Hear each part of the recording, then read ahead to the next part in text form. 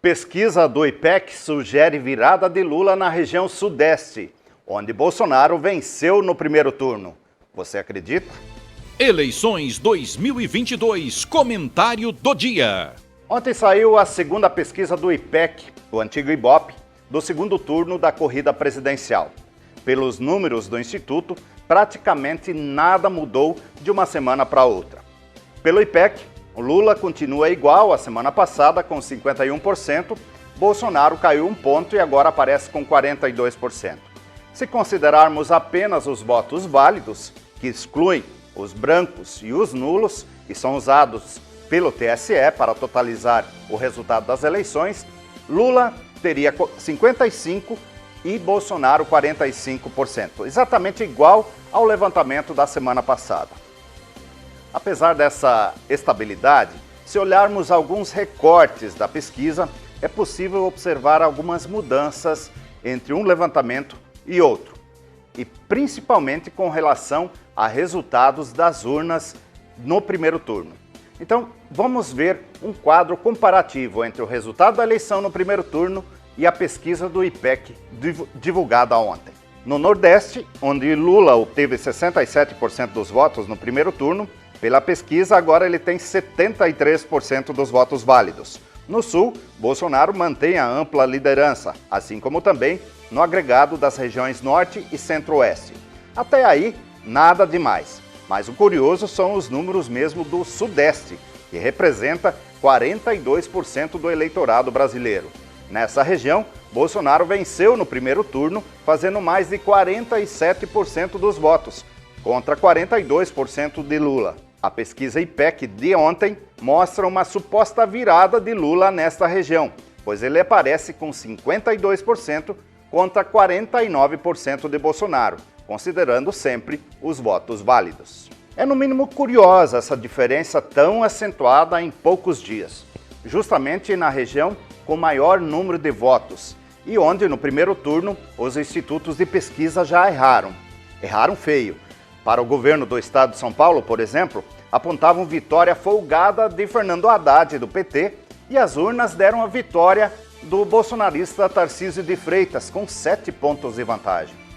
Agora, partindo do pressuposto que o IPEC esteja certo, isso também não significa que Bolsonaro perdeu votos na região, mas sugere sim que Lula estaria conquistando mais apoios entre aqueles que votaram em Simone Tebet e Ciro Gomes no primeiro turno.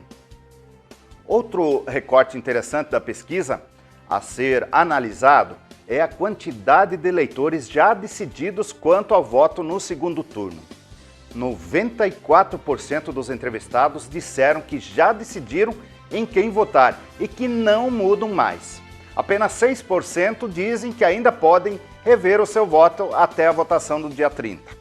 Esses dados sobre a certeza do voto dão uma pista importante para as campanhas entenderem até onde é possível avançar. Aliás, o grau de certeza no voto é bem semelhante entre os eleitores de Lula e também de Bolsonaro. Isso também comprova, mais uma vez, o quanto essa eleição é polarizada. No grupo que declara apoio ao Lula, 93% dizem que a decisão é definitiva e apenas 7% ainda admitem a possibilidade de mudar de ideia. Já entre os bolsonaristas, 95% se dizem decididos e apenas 5% topam reconsiderar o voto. Essa semana ainda teremos outras 7 pesquisas sendo divulgadas. Entre elas, é aguardada com ansiedade o levantamento do Instituto Paraná Pesquisas. Foi esse instituto que chegou mais próximo do resultado do primeiro turno, errando apenas dentro da margem de erro. O resultado dessa pesquisa será divulgado na quinta-feira. Vamos aguardar. Agora, o que mais você precisa saber nas eleições 2022? O presidente Jair Bolsonaro recebeu ontem uma comitiva de pastores evangélicos e influenciadores de direita e do meio gospel para traçar uma estratégia concentrada de campanha no Nordeste.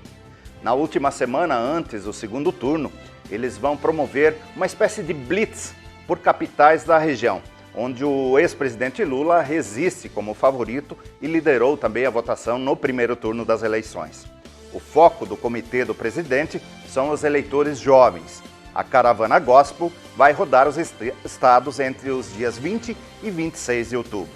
Em busca dos votos das comunidades para tentar uma virada sobre Jair Bolsonaro no Rio de Janeiro, Lula intensifica a agenda na cidade, participando do evento Favela com Lula, nesta quarta-feira, no Complexo do Alemão, onde se reunirá com líderes de 11 comunidades. No primeiro turno, Lula obteve 43% dos votos na capital carioca, contra 47% de Bolsonaro. A declaração do presidente Jair Bolsonaro defendendo o aumento do número de ministros do STF repercutiu no meio político. 2 ex-ministros da corte criticaram a proposta, apontando relação com o período da ditadura militar. O candidato à presidência em 2018 e um dos fundadores do Partido Novo, João Amoedo, fez comparações da ideia com a ditadura na Venezuela. Já o líder do governo na Câmara, deputado Ricardo Barros, do PP aqui do Paraná, disse encarar a ideia como uma reação ao ativismo político do Judiciário.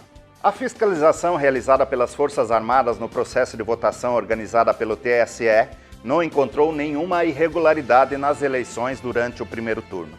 As conclusões do trabalho não foram apresentadas ao público, mas foram descritas ao presidente Jair Bolsonaro pelo Ministério da Defesa.